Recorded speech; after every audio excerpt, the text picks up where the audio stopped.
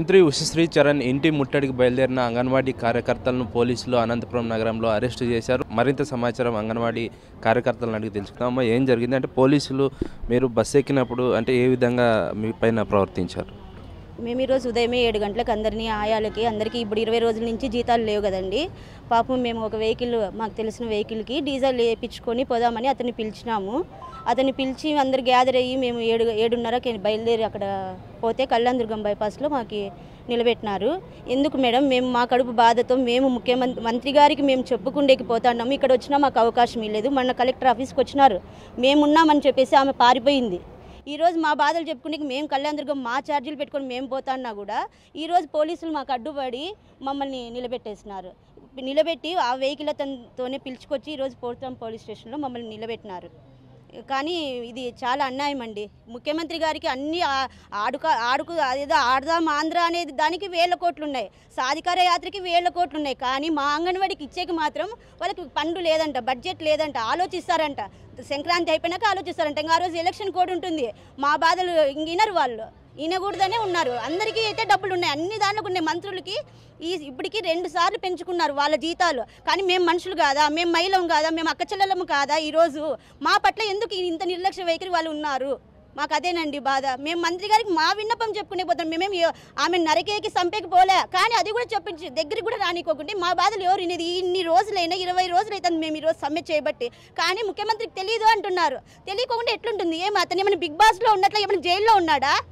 ఈరోజు ఉన్నాడు కదా, పేపర్ చూడ్డా, యూట్యూబ్ చూడ్డా, ఎన్ని ఛానళ్ళు, ఎంతమంది మీరు ఛానల్ వాళ్ళు సహకరిస్తున్నారు, అందరూ మద్దతు ఇస్తున్నారు, అన్ని పార్టీల వాళ్ళు మద్దతు ఇస్తున్నారు. ఈరోజు వాళ్ళు మాత్రం మమ్మల్ని నిర్లక్ష్యంగా మమ్మల్ని చిన్న చూపు చూస్తున్నారు. కానీ ముందుకి వాళ్ళు చాలా దెబ్బతింటారని మేము చెప్తున్నాం.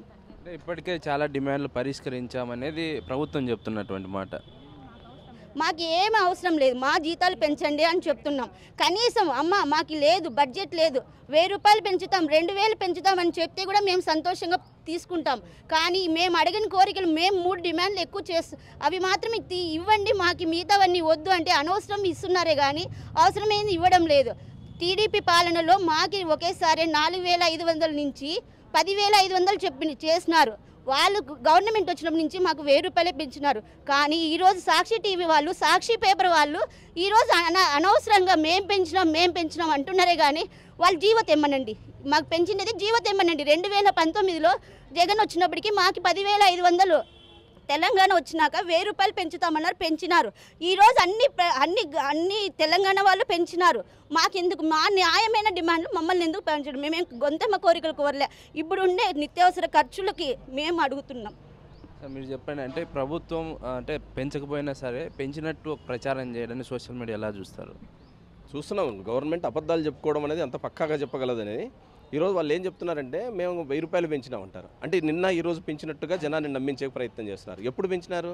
మీరు అధికారంలోకి వచ్చిన మొదటి నెలల్లో పెంచినారు.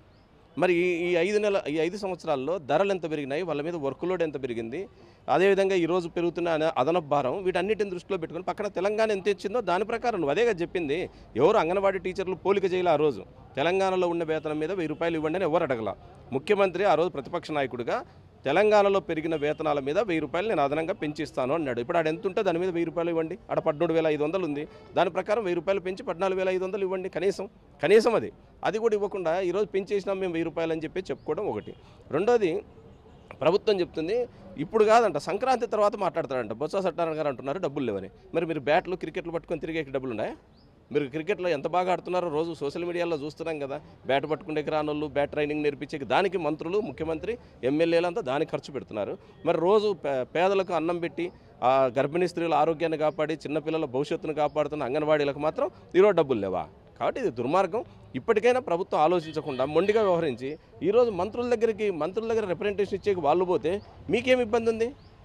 19 రోజులుగా వాళ్ళు ప్రశాంతంగా సమ్మె చేస్తున్నారు, ఎక్కడ ఆటంకం కలిగించాలా, ఏ విధ్వంసం చేయాలా? మరి ఎందుకు మీరు రెచ్చగొడుతున్నారు? అంటే ఏదో పేరుతో రెచ్చగొట్టి సమ్మెను విచ్ఛిన్నం చేయాలనేది ప్రభుత్వం కుట్రపూరితంగా వ్యవహరిస్తుందని భావించాల్సి వస్తుంది. ప్రధానంగా వేతనం పెంపు అంశంపైన అంగన్వాడీలు డిమాండ్ చేస్తున్నారు. ప్రభుత్వం మాత్రం సంక్రాంతి తర్వాత చర్చలు జరుపుతామని చెప్తున్నారు. ప్రభుత్వం వాదంతో మాత్రం అంగన్వాడీలు ఏకీభవించినటువంటి పరిస్థితి ఉంది. ఇది ఇవాళ ఎజెండా అనంతపురం కార్యక్రమం. Vote studio. మరిన్ని వీడియోస్ కోసం ఛానల్ ని సబ్స్క్రైబ్ చేయండి, లేటెస్ట్ అప్డేట్స్ కోసం వాట్సాప్ ఛానల్ ని ఫాలో చేయండి అండ్ లింక్ డిస్క్రిప్షన్ లో ఉంది.